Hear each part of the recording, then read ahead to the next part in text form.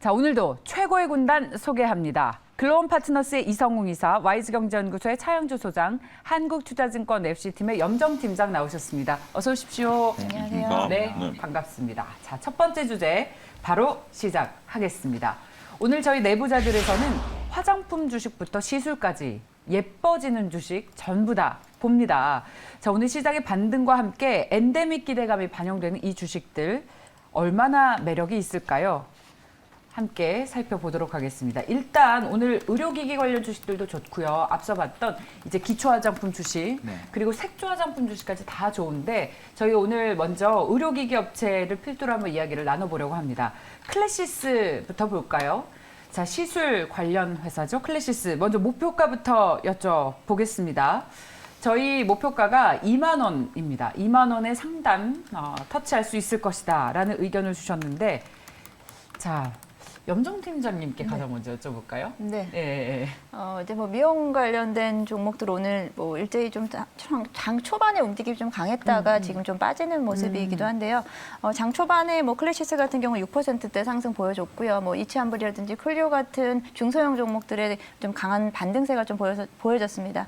그에 대한 부분은 뭐 당연히 이제 반발 매수세라고 볼 수 있겠고요. 최근에 클래시스 같은 흐름은 일단 4월 초를 기점으로 해서 다시 한번 좀 조정이 좀 깊게 나오고 있는 상황에서 다시 뭐 좀 이제 뭐 리오프닝 앞서 말씀하신 대로 주도 섹터가 없습니다. 시장의 주도 섹터가 없다 보니까 이 와중에 사실 리오프닝 관련주들이 움직임이 좀 나타나줘야 됐던 상황이었음에도 불구하고 시장 자체가 워낙에 좀 침체됐기 때문에 리오프닝 관련주들이 오늘 좀 돌아가면서 장 초반에 움직임이 나타났다라고 볼 수 있겠고 클래시스 같은 경우에도 워낙에 이제 또 실적이라든지 수출 뭐 해외 비중에 대한 증가세 등으로 인해서 관심을 모았던 종목인데 다시 한번 좀 시장에서 주목을 받지 않나라고 생각하고요.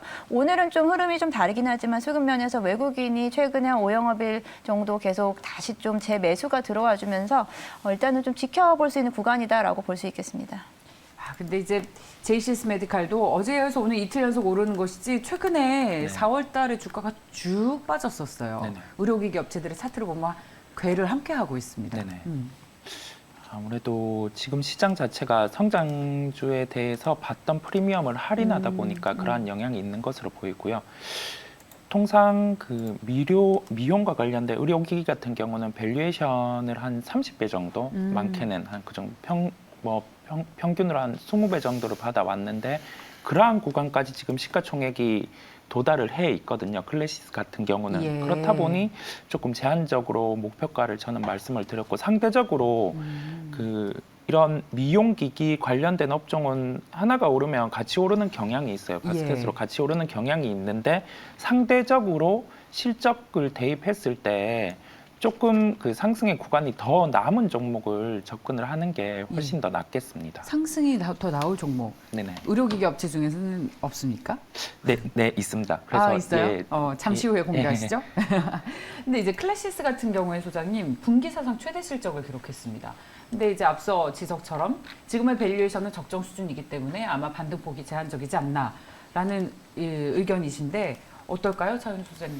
매출은 많이 늘은 거 사실입니다. 근데 중요한 것은 우리가 영업이익률이 줄어들었다라는 것에 포커스를 맞추셔야 됩니다. 외형은 커졌습니다만 매출을 한 거에 대해서 이익률은 줄어들었다라는 거죠. 그러니까 우리가 지금 의료기기 업체들, 미용 의료기기, 이미용 기기들이 갖고 있는 어떤 한계라고 보는 게 이게 B2C냐 B2B냐라는 거죠. 그러니까 B2C 입장에서 본다라면 매출이 늘어나면 영업이익률이 줄지는 않습니다. 근데 B2B이기 때문에 매출이 늘어나는 만큼 지금 이제 클래시스 같은 경우 영업 현금을 보면 병원이라든지 이런 데 납품들을 많이 하거든요. 소위 말해서 수수료, 그러니까 리베이트라고 표현을 직설적으로 드리겠습니다. 어떤 뭐 판매를 위한 판매 촉진 비용 이런 것들이 되고 들어갔다라는 것들이죠. 결국 우리가 이제 B2B 기업이 갖고 있는 한계, 그러니까 그리고 또 한 가지 이런 기업들이 갖고 있는 한계가 뭐냐면 예를 들면 소모품 같은 경우는 저희가 지속적으로 사용이 가능하죠. 근데 이게 한번 들어가면 계속해서 들어가는 것들은 아니죠. 우리가 과거 이렇게 보는 거죠. LED가 처음에 나왔을 때 LED가 반영구적인 것 때문에 모든 것을 다 장악할 것이야 라고 봤는데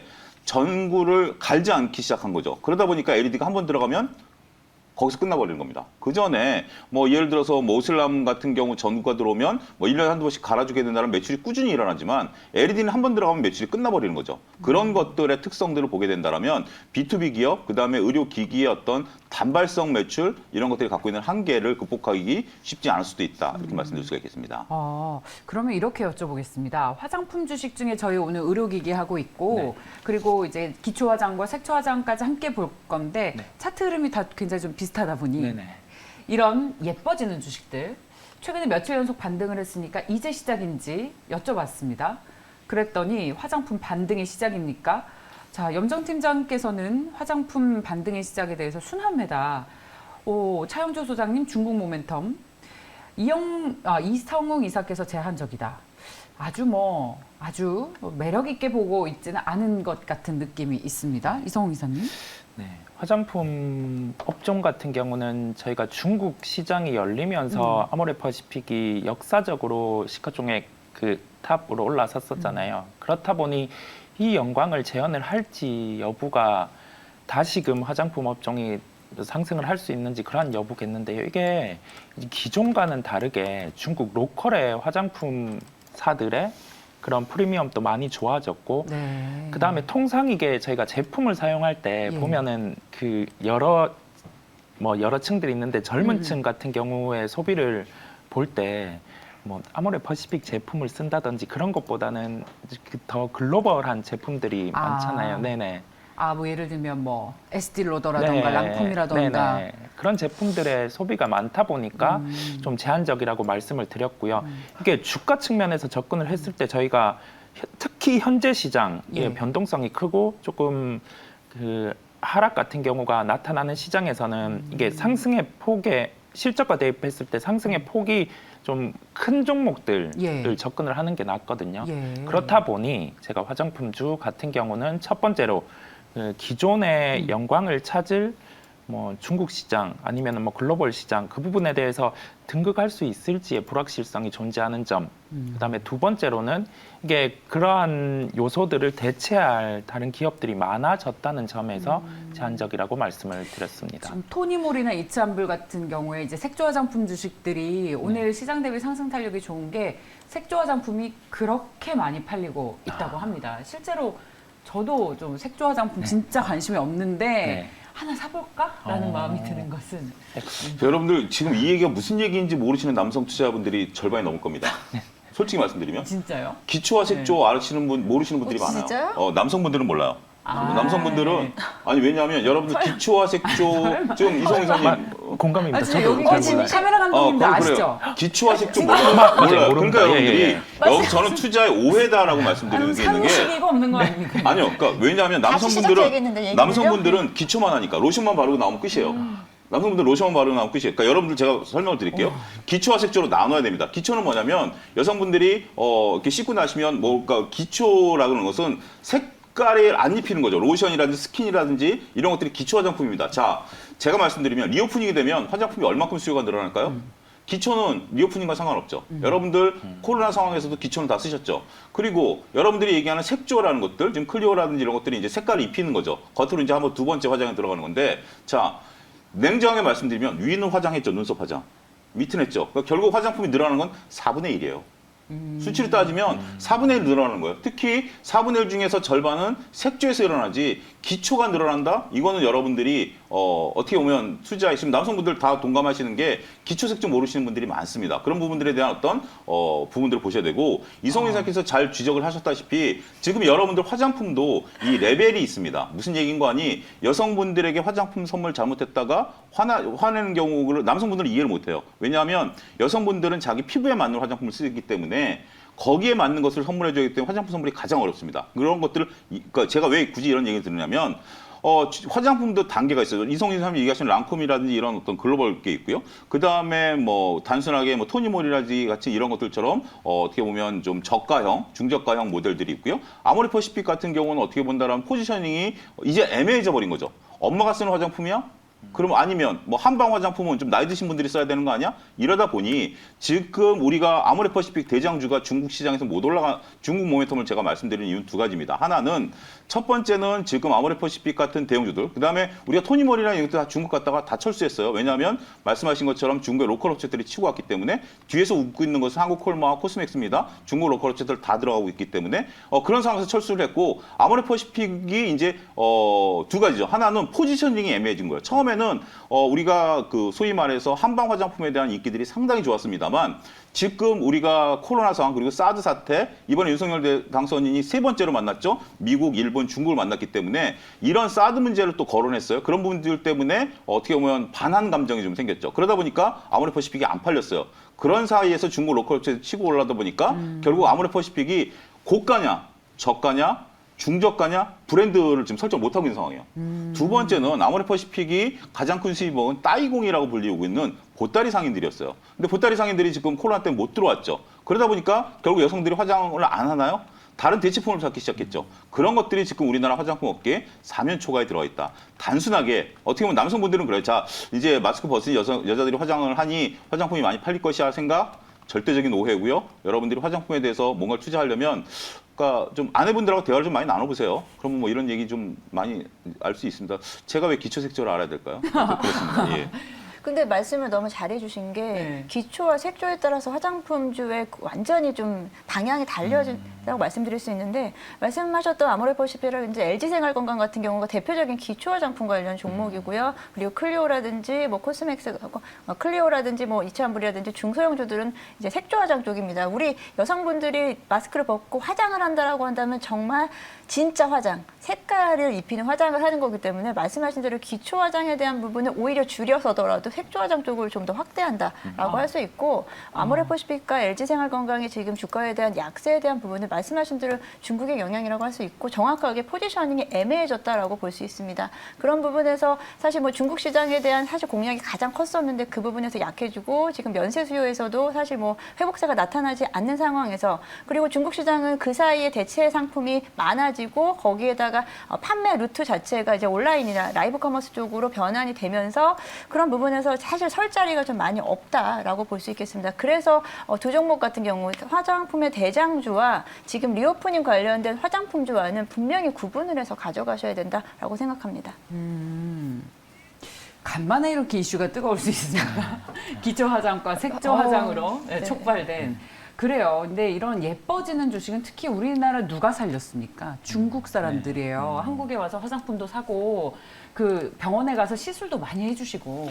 여러분들 한 10년 전에 중국 가셨던 분들 보면 그러니까 이제 해외 여행을 가면 우리가 이제 속된 말로 저 사람이 한국 사람이냐 중국 사람이냐 구분이 됐어요. 성형으로? 아니요, 성형이 아니라, 네. 그러니까 이제 예를 들면 뭐, 예를 들어서 동남아시아를 갔다라고 네. 하면 거기 다 관광객들이 모이잖아요. 그러면 저 사람은 일본 사람일 것이야라는 건 좀 떨어지지만 중국 사람과 한국 사람, 제 기준으로 봤을 때 구분이 됐어요. 중국 사람들 화장을 안 했어요. 그때만 하더라고. 한국 사람들은 굉장히 화장을 이렇게 지금처럼 했죠. 근데 지금 제가 코로나 직전에 외국 나갔을 때 깜짝 놀란 게 저 사람이 중국 사람이야, 한국 사람이야 구분이 안 되기 시작한 거예요. 깜짝 놀랐고 제가 왜 그런 것들을 가졌냐면 제가 10년 전에 어떤 비즈니스로 중국을 갔을 때 그때 가이드가 그러더라고요. 글로벌 이제 뭐 예를 들면 뭐 구글이라든지 뭐 이런 업체들이 중국 처음 들어왔을 때 더우니까 덥고 막 여성들이 화장을 안 하니까 화장에 대한 어떤 보조금을 줬대요. 그러니까 여성분들에게 화장을 하도록 그 기업이 돈을 지원해줬고 그러면서 촉발된 게 우리나라 화장 모멘텀이다라고 보게 된다면 지금 어느 정도는 일정 부분 그 모멘텀이 새롭게 일어나기 좀 쉽지 않다. 그렇게도 말씀드릴 수가 있겠습니다. 예. 네. 화장품. 좋습니다. 그래서 저도 이제 어제 오랜만에 개동 거래를 걸으면서 거기는 네. 쇼핑하는 공간들이 많잖아요. 어서 중국에서 관광객들이 와서 이 거리를 살려줘야 할 텐데 그건 결국 이런 리오프닝 수혜를 받는 화장품, 색조 이런 업체들의 주가와도 연결이 되겠구나라는 생각을 했었는데 세 분 모두 아쉽지만 이 예뻐지는 주식에 대해서는 주가의 상승 탄력 글쎄요 약간 제한적이라는 의견으로 입이 모아진 것 같습니다. 자 그렇다면 다음 이슈로 넘어가 보겠습니다. 저희 연결해서 그래서 엔데믹 리오프닝이 시작되면 이젠 뭘 하겠습니까? 본격적으로 유흥이 시작되죠. 저희 마스크 벗으면 엔터 주식이 굉장히 좋을 줄 알았는데 왜 이 주식이 안 좋은지도 증권사 담당 애널리스트들조차도 이걸 분석하느라 굉장히 힘들다고 합니다. 그 원인을 찾기 어렵다고 하는데 근데 이 반등이 의미가 있는 것일까요? 많이 빠졌는데 최근에 좀 반등했는데 저희 이성홍 이사 글로벌 탑이다. 차영주 소장 개별 접근, 염정 팀장께서는 조정이다라는 의견을 주셨습니다. 자, 그래서 글로벌 탑 업종이니까 이 반등이 유의미하다는 얘기입니까, 이성홍 이사님? 네, 현재 시장을 놓고 봤을 때 시장이 조정이 뭐 외부 요인으로 촉발됐고 그 요인 자체가 없어진다고 하면은 시장은 반등이 나올 거고 아주 교과서적인 이야기인 거죠. 근데 이러한 그 반등 안에서 아니면은 하락 안에서 생각을 해야 될 게 글로벌에서 탑에 서 있는 업종 같은 경우는 제가 서두에 말씀드린 것처럼 위에 열린 캡 같은 경우가 네. 한없이 올라갈 수 있는. 많거든요. 그게 왜냐하면은 외국인이 우리나라 시장을 볼 때 엔터 업종을 볼 때 엔터 업종을 만약에 매수를 한다고 하면 한국의 어떤 기업 같은 경우가 밸류에이션의 예. 잣대가 예.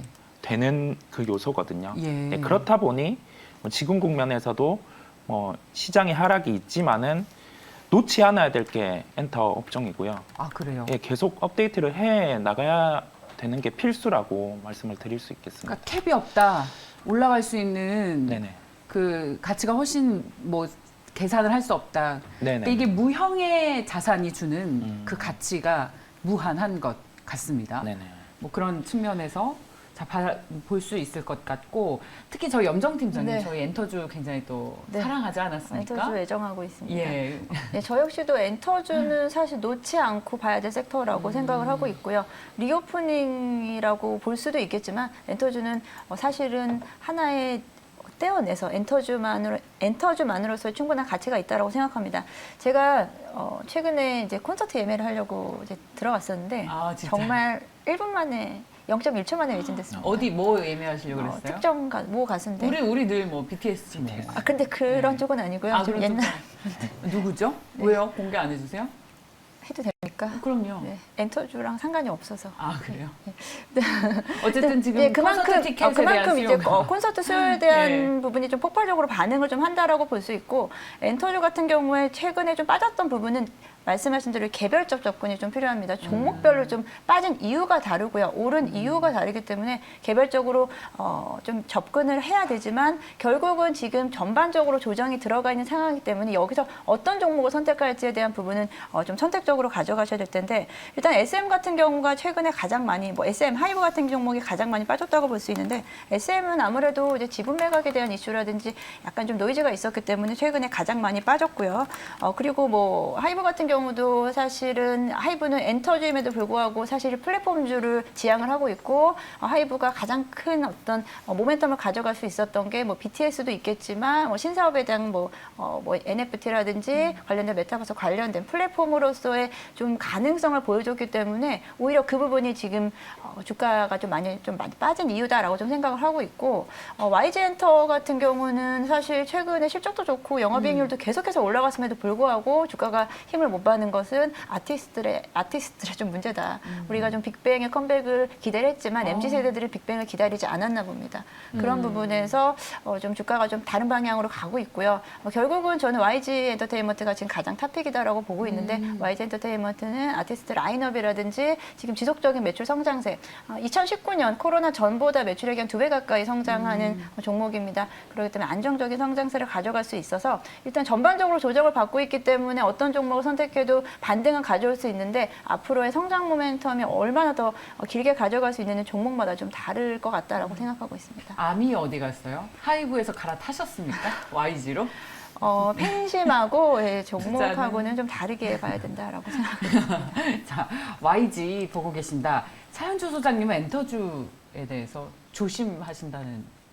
우리가 이렇게 저는 예. 보셨으면 좋겠어요. 그러니까 2021년 가을 이전의 엔터주와 지금의 엔터주를 보는 시각이 변화가 있는 게 맞을까요?라는 거예요. 왜 제가 이런 말씀을 드리냐면 2021년 우리가 NFT 메타버스가 나타나기 전까지 그때 가을에 이제 우리가 NFT 메타버스라는 단어를 처음 들었을 때 가장 많이 올랐던 게 엔터주들이죠. 왜냐하면 그 어떤 뭐죠 이게 컨텐츠를 갖고 있기 때문에 근데 지금 막상 보니까 NFT나 메타버스 기술이 더 중요하지 이 컨텐츠는 아직까지 좀 뒷 얘기다라는 부분들 때문에 주가가 다시 조정을 받고 있는 거죠. 한 차례 세게 올랐기 때문에 주가가 반작용으로 밀린다. 그 부분을 여러분 인정하셔야 되겠고요. 제가 두 번째 또 보는 것은 이성훈 이사님 말씀하신 것처럼 우리가 K 컨텐츠에 대한 것들은 여전히 살아 있습니다. 우리가 넷플릭스 코리아가 작년에 실적을 발표했는데 매출 원가가 무려 90%예요. 그만큼 우리 K 콘텐츠를 사는데 막대한 비용을 넷플릭스가 쏟아붓고 있다는 면에 있어서는 우리 K 콘텐츠 인정합니다. 마지막으로 우리가 좀 엔터주의가 어려운 게 뭐냐면 오징어 게임이 흥행을 했죠. 뭐 생각지도 않았던 갑자기 흥행입니다. 오징어 게임이 흥행을 했고 그 다음에 오징어 게임 흥행을 하고 나니까 모든 언론들이 주목했던 게 뭐죠? 지리산입니다. 근데 지리산 흥행했나요? 안 했죠. 못 했죠. 기억에 남는 것은 네파 옷밖에 기억이 없다. 사람들이 그렇게 얘기할 정도로 지리산 망했죠. 엔터주가 갖고 있는 한계입니다. 어떻게 보면 엔터주가 지금 염진 팀장이 말씀하신 것처럼 빅뱅에 대한 어떤 것들을 보면 빅뱅을 좋아했던 사람들은 빅뱅이 나오니 뭔가 트리거가 될 것이라고 봤습니다만 빅뱅에 대한 어떤 평가는 시장은 냉정했죠. 우리가 누가 뭐 어떤 가수들 뭐 한다, 누가 콘서트를 한다라고 해서 모멘텀을 갖습니다만 성공 여부가 중요한 것이지 그들이 갖고 오고 있는 모멘텀은 별로 중요하지 않다라는 거죠. 엔터주가 가치 투자자로서 가장 어려운 분야입니다. 왜냐하면 연속성이 없기 때문에. 예를 들면 자동차 같은 거 한번 팔리면 그 추세가 이어지는 경향이 있습니다만 엔터주는 이렇게 단락단락이에요. 한 게임, 그러니까 뭐 예를 들어 게임주 같은 경우 하나 성공했다가 지금 그 검은 사막 같은 경우 엄청나게 국내에 성공했습니다만 중국 버전 발표하고 나서 주가 어떻게 됐죠? 박살이 났죠.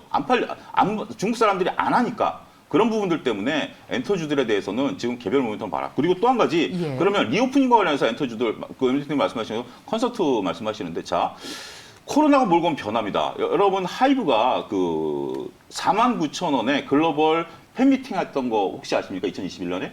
그거를 그러니까 지금 현재 젊은 세대들은 PC 앞에서 즐기는 거예요. 팬미팅한테 49,000원 돈을 냈어요. 그거 수익원 대비 지금 대규모 콘서트 당연히 그건 플러스 추가 수익이 됩니다. 여러 가지 뭐 굿즈도 팔 수 있고 하지만 그 비용 대비해서 얻는 수익을 봤을 때는 온라인 쪽 지금 이미 그 정도는 좀 반영이 됐다라고 보여지거든요. 따라서 특정 모멘텀을 바라서 우리가 리오프닝 하니까 콘서트를 하니까 당연히 엔터주가 올라갈 것이다라는 도식은 제가 볼 때는 연관성이 상당히 떨어질 수도 있다 말씀드릴 수가 있겠습니다. 그 말씀하신 부분, 그러니까 어떤 스타가 나와서 인기를 끌지 안 끌지 모르는 것이 엔터주의 가장 큰 숙명이라고 봐야 되겠죠? 있죠. 예, 예. 그런데 사실 하이브가 올라왔었던 건 그게 아니라 NFT 플랫폼으로서 무형의 가치가 있기 때문에 무한한 성장이라고 시장에서 해석을 하면서 올랐던 것이 지금 상승분 다 반납하고 이제 절반 수준까지 떨어졌습니다. 근데 보세요. 그래서 결론을 보면 되게 재밌습니다. 세 분의 결론 완전히 엇갈려요.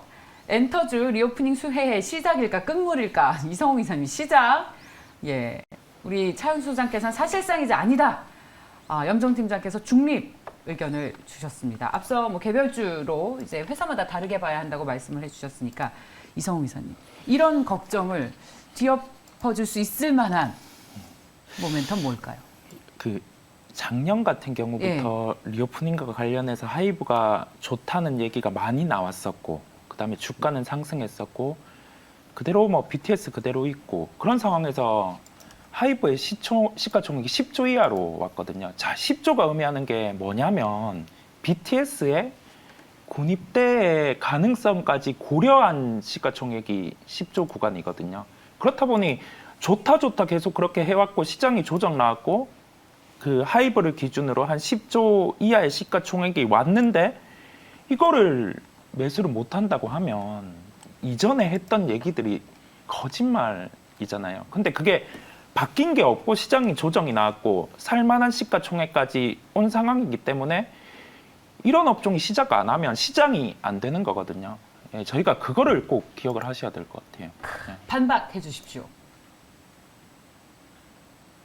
특별히 그러니까 이거는 반박의 논리라기보다는 보는 관점이다라고 네네. 보여집니다. 예. 그러니까 이제 이사님이 말씀하시는 것은 하이브에 있어서의 어떤 그 BTS의 어떤 뭐 상품성 충분히 저도 인정할 수 있고요. 그러니까 그걸 인정하느냐 안 하느냐 문제는 신념의 문제이지 이런 부분들에 대해서 어떤 뭐 나는 인정 못한다 한다라는 문제는 아닌 것 같아요. 그러니까 결국 하이브가 이제 이렇게 보는 거죠. 하이브가 BTS 때문에 올라갔다라고 보는 분도 있습니다만 그럼 BTS의 한계를 뭘로 극복할래라고 또 보시는 분들도 있기 때문에 제가 볼 때는 나름대로 이성 기사님의 이론도 상당히 충실하다. 하지만 저는 BTS를 별로 안 좋아하기 때문에 모르겠습니다. 저는 뭐 이렇게 좀 게임 엔터주들에 대해서는 원래 저는 예.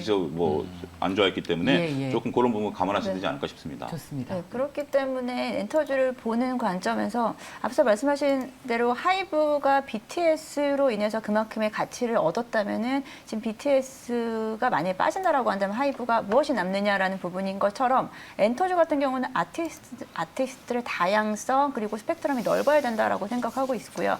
뭐 게임주에서처럼 신작에 대한 발표에 대한 그런 기대감처럼 최근에는 아티스트들이 조금 안타깝게도 그 주기가 좀 되게 짧습니다. 짧게 끊어서 간다라고 보여지기 때문에 엔터사 입장에서도 빠르게 그다음 후속 그룹이라든지 후속 아티스트를 계속해서 라인업을 형성을 해가는 과정에서 그 과정에서 그냥 가장 지금 유리하다라고 볼 수 있는 종목이 저는 JYP라고 좀 보고 있고요. SM 같은 경우도 물론 각각 지금 잘하고 있는 그룹들이 좀 많이 있겠지만 YG엔터라든지 그리고 하이브 같은 경우가 지금 최근에 다른 타사보다 지금 라인업이 좀 약하다라는 부분에서 그런 부분을 좀 체크해 가시면서 좀 재미있게 접근을 하시면 좋을 것 같습니다. 저도 염정 팀장님 말씀에 이 부분은 좀 동의를 합니다. 우리가 이제 기왕에 투자할 거 많은 이제 아티스트를 보유하고 있는 SM과 JYP가 되고 있는데요.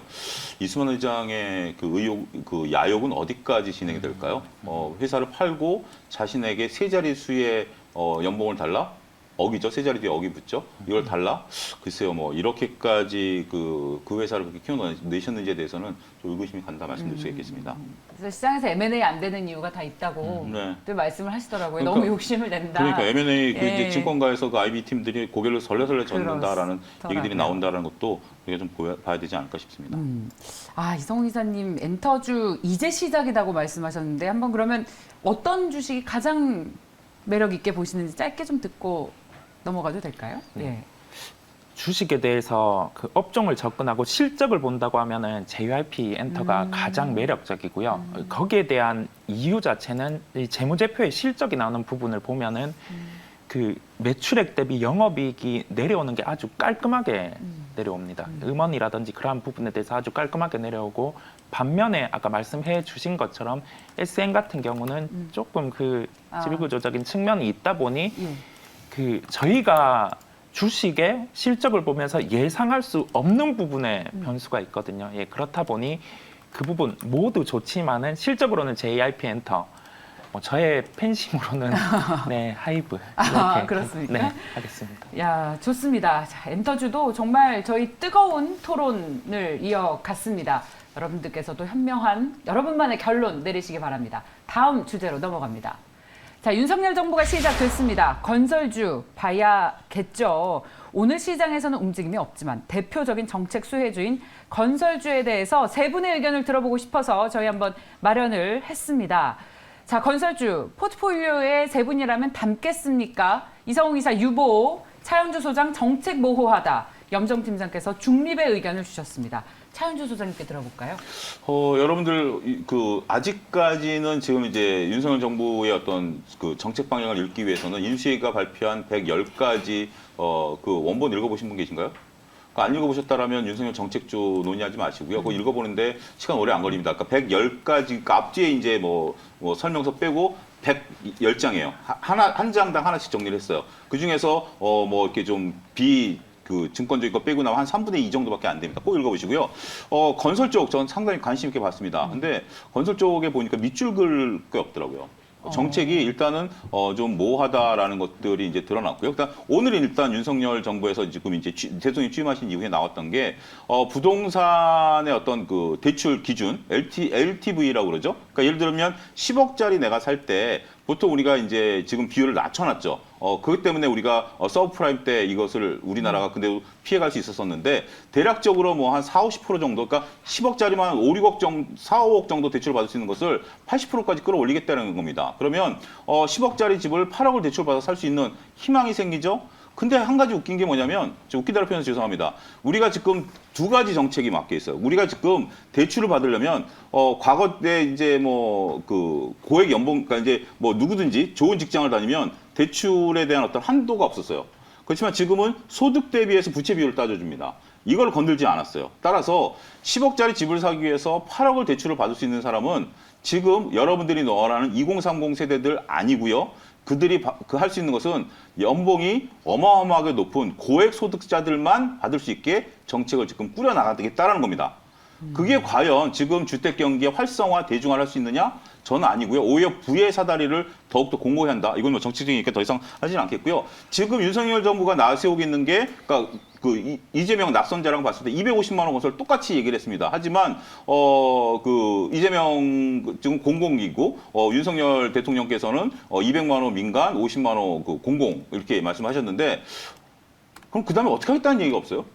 그리고 여러분들 그 주택이라는 게 이게 법을 풀어주게 되면 그 다음에 수많은 이제 조합이 형성이 되고 조합이 형성이 된 다음에 그 다음에 이제 이제 입찰을 하게 되고 한다면 최소한 2, 3년이 걸리거든요. 그러니까 지금 당장 수혜를 볼 수 있는 부분들에 대해서도 어떤 뭐 정책도 모호하고 당장 시행이 된다 하더라도 이게 이제 수혜로 나오기까지는 시간이 좀 걸린다. 저도 저 공약 때는 상당히 많은 기대감을 갖고 말씀을 드렸던 종목인데 막상 인수위의 어떤 110가지 정책을 보고 나니까 이 부분에 대해서는 정책이 없는 게 아니야? 그러니까 두려운 거죠. 지금 이제 과거 정부에 대해서 집값에 대해서 막 성토를 했는데 막상 그걸 책임지고 하려니 집값이 떨어지자니 뭐하고 올리자니 뭐하고 지금은 어떻게 보면 그러한 상황이 있다는 것을 적나라하게 보여주고 있다. 제 느낌은 그렇습니다. 고양이님께서 건설주에 대한 기대가 많았는데 앞으로 부동산 경기에 대한 물음표가 생기니 부정적이라고 봅니다. 라고 하셨어요. 어제 새 정보가 들어선 것을 보면서 저희 이 내부자들에서 꼭 이 주제를 다뤄주시길 바라는 여러분들의 요청으로 오늘 저희 건설주들 보고 있는데 이성웅 이사님도 유보네요. 네.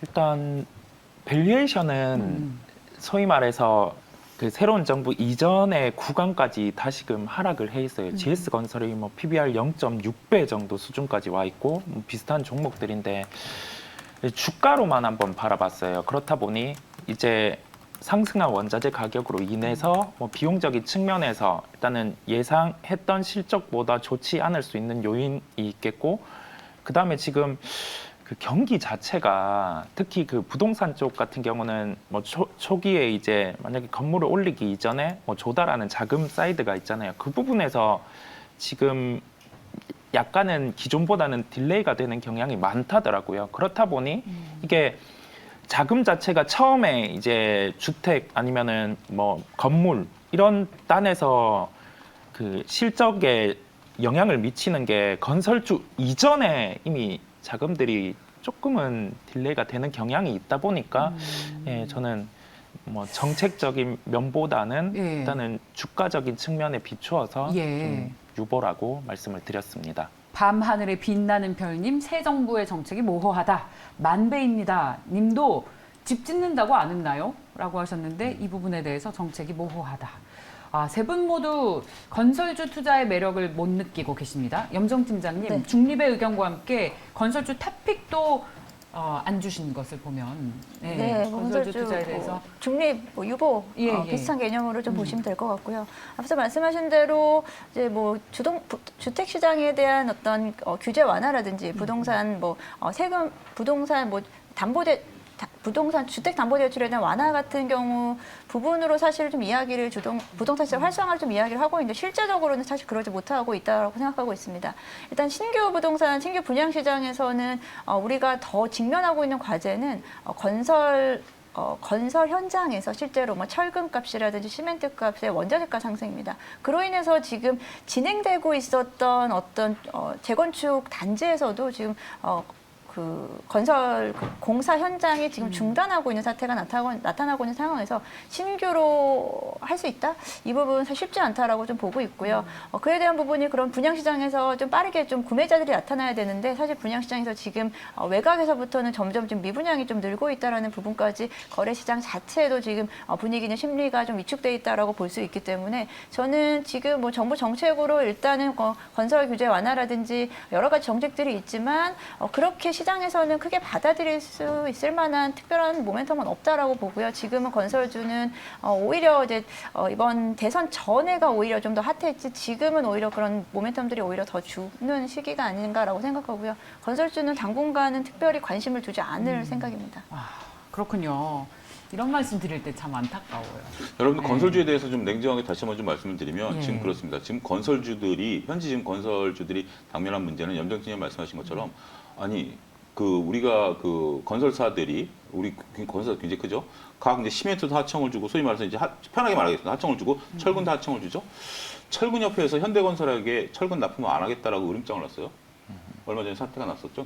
그러니까 철근값이 올라가니까 납품 가격을 올려달라라고 해서 각 건설사가 나와라 그랬어요. 철근협회를 만들어가지고 을이 값보고 나오라 그런 거죠. 현대건설만 안 나왔어요. 그러니까 니네 철근 안 주겠다 해서 현대건설 아파트 현장에 다 멈춰버렸습니다. 이럴 정도로. 그러니까 나중에 철근값은 내려가요. 그러면 나중에 또 철근업체가 현대건설 가서 아쉬운 소리 해야 돼요. 그런데도 불구하고 을이 갑한테 대들었을 정도로 지금 원가 압박이 어마어마하다라는 거죠. 그리고 수주산업이 갖고 있는 것들은 지금 짓고 있는 아파트들은 이미 딱 가격이 정해진 거예요. 예를 100억에 딱 수주를 받았으면 지금 1, 2년 전부터 공사를 시작한 거죠. 100억에 맞춰서 80억의 원가에 100억에 팔았는데 지금 원가가 약 100억이 넘어서 버린 거죠. 그런 상황에서 지금 압박을 받고 있기 때문에 건설사들이 오직 바라고 있었던 것은 새 정부가 지금 뭐 분당이라든지 일산 1기 신도시를 다시 짓는 것들을 바라보고 있었죠. 지금은 우리 어렵지만 니네가 이것을 다시 한번 해주게 된다라면 지금 100에 팔았던 거 원가가 110이니까 120, 30에 팔 수 있으니까 우리가 니네가 제발 좀 열어줘라고 했었던 건데 정부가 딱 보니 열어주자니 집값이 또 떨어질 수도 있고 올라갈 수도 있고 모호해진 거죠. 그런 부분들이 지금은 건설주가 직면하고 있는 한계가 아니겠는가 이렇게 말씀드리고 싶어요. 한 가지 더 좀 문제가 있습니다. 뭐 최근에 이제 현대산업개발의 광주 현장 사고 현장으로 인해서 안전 비용이라든지 안전검 점검 관련된 비용이라든지 그로 인해서 사실 조금 덜 쓰려고 했던 원자재 대부분은 오히려 좀 더 풀 세팅해야 되는 부분이 있기 때문에 그런 부분까지 사실 건설사들은 내부적으로는 상당히 고민스러울 수 있을 거다라고 생각을 하고 있고 그에 대한 부분은 좀 조심스럽게 말씀을 좀 드려야겠지만 그런 부분에서 사실 그렇다고 가격을 올릴 수도 없고 뭐 그렇다고 해서 뭐 이때 말씀하신 뭐 철강 업체라든지 시멘트 업체 쪽하고 지금 협상이 잘 안 되고 있는 상황에서 또 신규 분양 시장에서 조합원들과의 또 마찰이 있고 이런 사실 어떤 좀 사면 초과에 좀 있지 않나라고 좀 생각을 하고 있고요. 네. 여러 가지 좀 복합적인 문제가 지금은 좀 한꺼번에 좀 직면하고 있다라고 보고 여담 있습니다. 한마디 말씀드리면 삼성전자 전 사업장에서 그러니까 본사도 마찬가지입니다. 휴대폰 보면서 걸어가면 누군가 나타나서 4번 적어가서 벌점 줍니다. 왜 그런지 아십니까? 휴대폰 보다가 넘어지면 안전재해법에 걸리기 때문에 그래서 곳곳에 그 안전배치원을 둬가지고 우리가 화장실 가면서 휴대폰 보잖아요. 예. 그러면 누군가 나타나서 당신 4번 뭐죠? 적어가서 벌점을 주는 게 그러니까 그만큼 안전재해법이 무섭다라는 거. 그런 분들 여러분 아셔야 될 것 같습니다. 기업에서는 사실 그 부분으로 인해서 비용을 더 많이 써야 되거든요. 그렇죠. 네. 이익 훼손의 그거 이유가 하기 될수 위해서 있습니다. 곳곳에 배치되어 있는 사람들 인건비만 하더라도 얼마가 있습니까? 오늘 정말 너무나 열띤 토론이어서 저도 공부를 많이 했습니다. 지금 보내드리기 전에 함께 뉴스 공유하고 가시죠. 중국의 4월 CPI가 나왔는데 전년 동기 대비 2.1% 올랐습니다. 전월 상승률과 시장 전망치를 모두 웃돌았습니다. 인플레이션 우려가 현실화되고 있다는 소식 전해드립니다. 요즘 물가 너무 많이 올라서 이러다가 화폐 가치가 떨어지는 게 아닌가라는 생각이 드는데 물가 이슈는 계속 예의주시하면서 지켜보도록 하겠습니다. 오늘 좀 명확했어요. 화장품과 건설주에 대해서는 세 분 모두 매력이 없었고 엔터 주식은 엇갈렸는데 이성웅 이사께서는 이제 시작이다. 두 분께서는 다소 중립의 의견 그리고 개별주 위주로 보자라는 의견 주셨습니다. 최고의 군단이었습니다. 한국투자증권 SC팀의 염정팀장, YG경제연구소의 차영주 소장, 글로원 파트너스의 이성웅 이사와 함께했습니다. 말씀 고맙습니다. 네, 감사합니다.